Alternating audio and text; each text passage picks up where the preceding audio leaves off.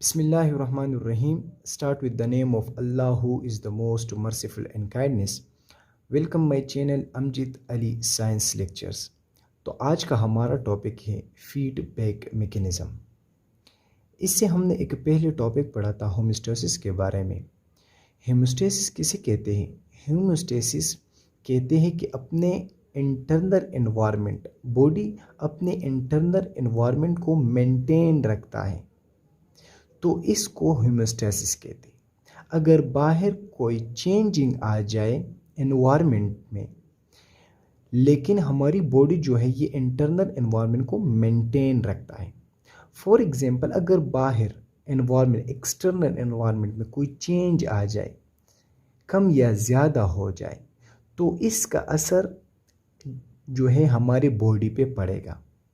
تو جب ہماری باڈی پہ اس کا اثر پڑے گا تو باڈی خود اپنے باڈی کو مینٹین رکھتا ہے، تو اس کو ہم ہومیوسٹیسس کہتے ہیں۔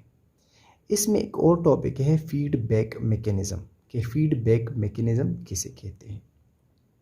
فیڈ بیک میکینزم اسے کہتے ہیں اگر کوئی چینجنگ آ جائے انوائرمنٹ میں، ایکسٹرنل انوائرمنٹ میں، تو اس کا ڈیپینڈ جو ہے ہماری باڈی پہ پڑے گا، تو ہماری باڈی بھی جو ہے اس سے اثر انداز ہوگی۔ تو جب ہماری باڈی پہ اثر پڑے گا تو ہماری باڈی جو ہے فار ایگزامپل باہر کا انوائرمنٹ جو ہے وہ انکریز کر گیا، اور ہماری باڈی جو ہے اس کے لیے جو نارمل ویلیو ہوتا ہے اس سے زیادہ ہو گیا، تو یہ ہماری باڈی پر بھی اثر پڑے گا، تو ہماری باڈی جو ہے اس کو واپس اپنے لیول پہ لائے گا، یا کم ہو گیا ہے تو کم سے جو ہے انکریز کرے گا، اپنے پوائنٹ پر لائے گا، تو اس کو فیڈ بیک میکینزم کہتے ہیں، یعنی ریٹرن کرنا۔ انکریز ہو گیا ہے تو اس کو اپنے لیول پہ لانا، یا ڈیکریز ہو گیا ہے تو بھی اپنے لیول پہ لانا، تو اس کو جو ہے فیڈ بیک میکینزم کہتے ہیں۔ Feed back mechanism is a physiological regulation system in a living body that work to return the body to its normal state۔ وہی بات ہے کہ یہ ریٹرن کرتا ہے، اپنی باڈی کو نارمل سٹیٹ پہ لاتا ہے، تو اسے فیڈ بیک میکینزم کہتے ہیں۔ آگے میں نے ایگزامپل لکھا ہوا ہے، آپ کو اچھی طریقے سے سمجھ آ جائے گی۔ فار ایگزامپل، ہماری باڈی کا ٹمپریچر جو ہے، نارمل ٹمپریچر باڈی کا وہ 37 ڈگری سینٹی گریڈ ہے، تو اس میں بھی چینجنگ آتی ہے ہماری باڈی میں۔ ہماری باڈی کا ٹمپریچر زیادہ بھی ہوتا ہے اور کم بھی ہو سکتا ہے۔ فار ایگزامپل، یہ میں نے 37 ڈگری سینٹی گریڈ لکھا ہوا ہے، اگر یہ 37 سے اوپر چلا گیا، انکریز ہو گیا، 39 ڈگری سینٹی گریڈ پر گیا، تو باڈی جو ہے ان کو اپنی لیول پہ دوبارہ لائے گا، 37 ڈگری سینٹی گریڈ پہ لائے گا، یا 37 سے ڈیکریز ہو گیا ہے 35 ڈگری سینٹی گریڈ پہ، تو پھر بھی یہاں پر فیڈ بیک میکینزم ہوگا اور یہ 35 سے 37 ڈگری سینٹی گریڈ پہ لائے گا، کیونکہ ہماری باڈی کا نارمل ٹمپریچر وہ 37 ڈگری سینٹی گریڈ ہے، تو اس میکینزم کو جو ہے فیڈ بیک میکینزم کہتے ہیں۔ اب فیڈ بیک میکینزم میں 2 ٹائپس ہوتے ہیں، ایک negative feed back mechanism and second one positive feed back mechanism. پہلے ہم نیگیٹو فیڈ بیک میکینزم کو سمجھنے کی کوشش کرتے ہیں۔ دس feed back result in reversal of the direction of change. اس میں کیا ہوتا ہے کہ یہ فیڈ بیک جو ہے یہ ریورس کرتا ہے، اپنے ڈائریکشن کو چینج کرتا ہے، ریورس لاتا ہے۔ وہی بات ہے، میں ایگزامپل دیتا ہوں شوگر، بلڈ شوگر کا۔ ہمارے پاس جو ہے بلڈ شوگر جو ہوتا ہے وہ نارمل 110 سے 160 ملی گرام پر ڈی سی لیٹر ہوتا ہے۔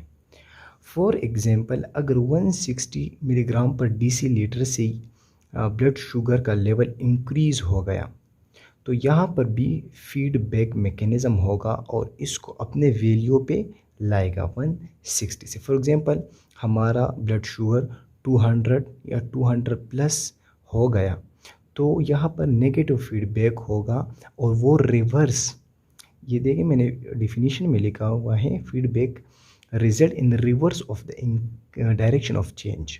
تو یہ اپنا جو نارمل ویلیو پہ اپنا جو بلڈ شوگر ہوتا ہے وہ لائے گا. اور اگر 110 سے ڈکریز ہو گیا، نیچے کی طرف بلڈ شوگر آ گیا ہے، تو پھر بھی یہ نیگیٹو فیڈ بیک ہوگا اور اس کو نارمل ویلیو پہ لائے گا. تو اس کو نیگیٹو فیڈ بیک کہتے ہیں. اگر انکریز ہو گیا تو پھر بھی اپنے ویلیو پہ لائے گا، اور اگر ڈسکریز ہو گیا تو اس کو انکریز کرے گا اور اپنے ویلیو پہ لائے گا. اس کو نیگیٹو فیڈ بیک کہتے ہیں.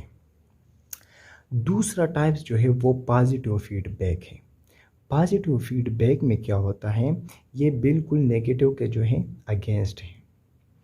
نیگیٹو میں اگر زیادہ ہوتا ہے تو ڈکریز کرے گا، نارمل پہ لائے گا. اگر ڈکریز ہوا ہے تو اس کو انکریز کرے گا اور نارمل ویلیو پہ لائے گا. پازیٹیو فیڈ بیک میں کیا ہوتا ہے، positive feed back occur to increase the change. ان میں کیا ہوتا ہے کہ ان میں ڈکریز کا عمل ہوتا ہی نہیں، ان میں صرف انکریز کا عمل ہی ہوتا ہے. تو یہاں پہ میں ایک ایگزامپل دیتا ہوں فیمیل کا. فیمیل میں جو ہے یوٹرس ہوتا ہے، یوٹرس جسے ہم بچے دانہ کہتے ہیں. تو بچے دانے میں جو ہے بیبی پڑا ہوتا ہے، بچہ پڑا ہوتا ہے، وہ 9 منتھ وہاں پر سٹے کرتا ہے. تو جب وہ 9 منتھ کے بعد باہر نکلتا ہے تو یوٹرس میں مسلس ہوتے ہیں، تو وہ مسل کنٹریکشن کرتے ہیں، وہ کنٹریکشن کرتے ہیں اور وہ بیبی باہر نکلتا ہے. فار ایگزامپل یہ یوٹرس ہے اور یہاں پر بیبی پڑا ہوتا ہے. تو یہ بیبی باہر کی طرف جب آئے گا تو یہ مسلس ہیں، یہاں پر مسلس ہوتے ہیں، تو وہ مسل کنٹریکشن کرے گا. کنٹریکشن کے بعد یہ بیبی باہر نکلے گا. تو جب یہاں پر کنٹریکشن ہوگا تو فیمیل میں پیچوریٹی گلینڈ ہوتا ہے، وہاں سے ایک ہارمون ریلیز ہوتا ہے جس کو ہم آکسیٹوکسن کہتے ہیں.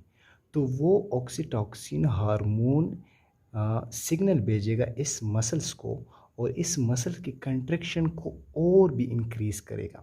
فار ایگزامپل یہاں پر جو ہے کنٹریکشن ہو رہا ہے، لیکن آکسیٹوکسن ہارمون جو ہے اس مسل کو زیادہ اور بھی کنٹریکشن کرائے گا، اور اس کنٹریکشن کی وجہ سے بیبی باہر نکل آئے گا. تو اس کو جو ہے پازیٹیو فیڈ بیک کہتے ہیں. تو یہ آج کا ٹاپک تھا. آئی ہوپ، امید کرتا ہوں کہ آپ کو سمجھ آ گئی ہوگی. Thank you so much.